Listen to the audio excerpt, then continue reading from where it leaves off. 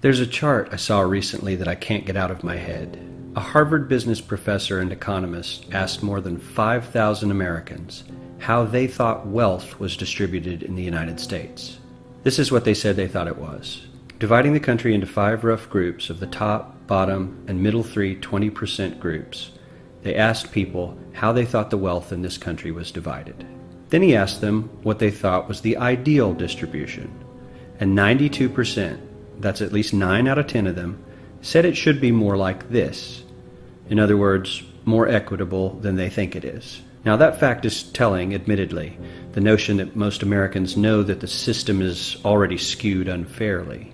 But what's most interesting to me is the reality compared to our perception. The ideal is as far removed from our perception of reality as the actual distribution is from what we think exists in this country. So ignore the ideal for a moment. Here's what we think it is again. And here is the actual distribution. Shockingly skewed. Not only do the bottom 20% and the next 20%, the bottom 40% of Americans barely have any of the wealth. I mean, it's hard to even see them on the chart. But the top 1% has more of the country's wealth than 9 out of 10 Americans believe the entire top 20% should have. Mind-blowing. But let's look at it another way, because I find this chart kind of difficult to wrap my head around. Instead, let's reduce the 311 million Americans to just a representative 100 people. Make it simple. Here they are: teachers, coaches, firefighters, construction workers, engineers, doctors, lawyers, some investment bankers, a CEO, maybe a celebrity or two. Now let's line them up according to their wealth. Poorest people on the left, wealthiest on the right, just a steady row of folks based on their net worth. We'll color code them like we did before based on which 20% quintile they fall into. Now let's reduce the total wealth of the United States, which was roughly $54 trillion in 2009, to this symbolic pile of cash. And let's distribute it among our 100 Americans. Well, here's socialism, all the wealth of the country distributed equally. We all know that won't work. We need to encourage people to work and work hard to achieve that good old American dream and keep our country moving forward. So, here's that ideal we asked everyone about. Something like this curve. This isn't too bad. We've got some incentive, as the wealthiest folks are now about 10 to 20 times better off than the poorest Americans. But hey, even the poor folks aren't actually poor, since the poverty line has stayed almost entirely off the chart. We have a super healthy middle class with a smooth transition into wealth. And yes, Republicans and Democrats alike chose this curve.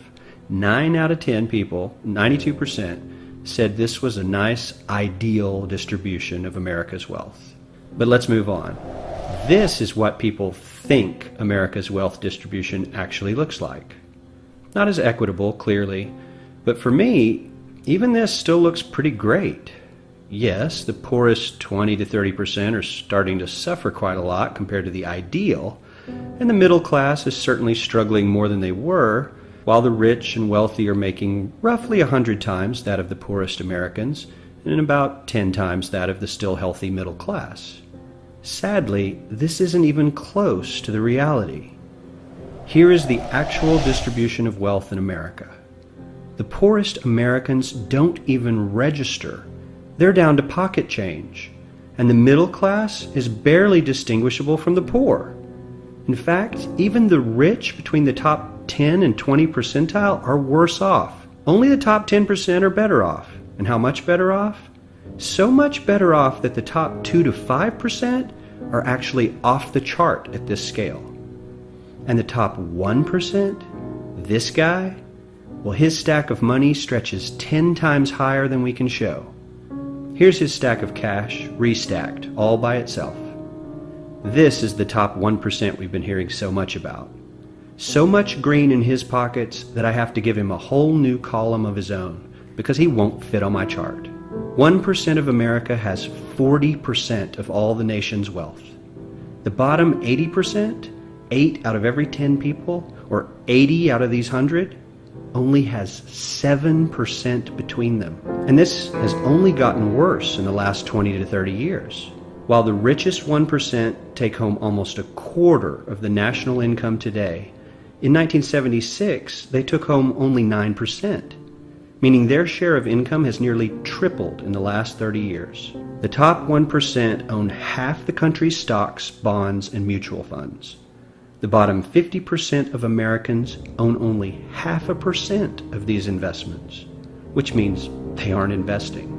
They're just scraping by. I'm sure many of these wealthy people have worked very hard for their money, but do you really believe that the CEO is working 380 times harder than his average employee? Not his lowest paid employee, not the janitor, but the average earner in his company. The average worker needs to work more than a month to earn what the CEO makes in 1 hour. We certainly don't have to go all the way to socialism to find something that is fair for hardworking Americans. We don't even have to achieve what most of us consider might be ideal. All we need to do is wake up and realize that the reality in this country is not at all what we think it is.